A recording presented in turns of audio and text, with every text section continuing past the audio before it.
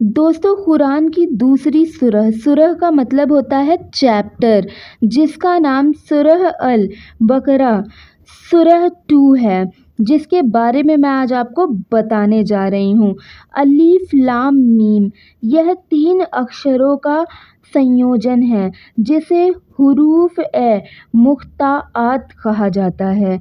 इन अक्षरों का शाब्दिक अर्थ स्पष्ट नहीं है और यह कुरान की 29 सुराहों की शुरुआत में आते हैं।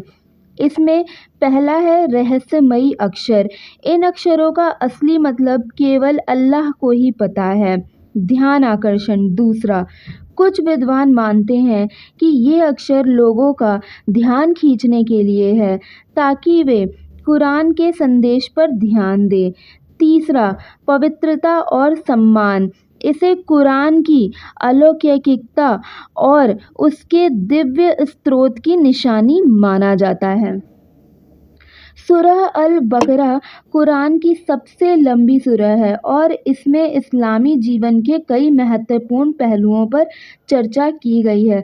दोस्तों, अगर मेरी वीडियो आपको अच्छी लगती है और भी आपको ऐसी वीडियो देखनी है नॉलेज से रिलेटेड, तो प्लीज़ मेरे चैनल को लाइक शेयर सब्सक्राइब ज़रूर करें ताकि लोगों को अल्लाह के बारे में पता चल सके, इस्लाम धर्म और फैल सके।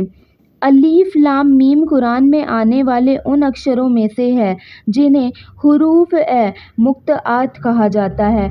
यह अक्षर बिना किसी स्पष्ट अनुवाद या अर्थ के होते हैं और कुरान की 29 सुराहों की शुरुआत में आते हैं। इन्हें समझने के लिए इस्लामी विद्वानों और व्याख्याकारों ने विभिन्न दृष्टिकोण प्रस्तुत किए हैं, लेकिन इसका सही अर्थ केवल अल्लाह को ही ज्ञात है। इसका रहस्यमयी अक्षर है कि इस्लामिक परंपरा में माना जाता है कि अलिफ लाम मीम और अन्य हुरूफ ए मुख्ताआत का वास्तविक अर्थ केवल अल्लाह ही जानते हैं। यह अल्लाह के ज्ञान और सामर्थ्य का प्रतीक है और किसी विशेष संदेश की ओर इशारा करते हैं जिन्हें समझना आम मनुष्यों के लिए संभव नहीं है। उसके बाद कुछ विद्वानों के अनुसार ये अक्षर कुरान के पाठकों और श्रोताओं का ध्यान खींचने के लिए हैं ताकि वे इसके बाद आने वाले संदेश पर गंभीरता से ध्यान दें। यह एक तरह से कुरान की शुरुआत में एक अनूठी शैली है। इस्लामी विद्वान इस बात पर सहमत हैं कि कुरान का प्रत्येक अक्षर दिव्य है। अलीफ लाम मीम जैसे अक्षरों को इस रूप में देखा जाता है कि ये कुरान की दिव्यता और अल्लाह के शब्दों की रहस्यमयी प्रकृति का प्रतिनिधित्व करते हैं।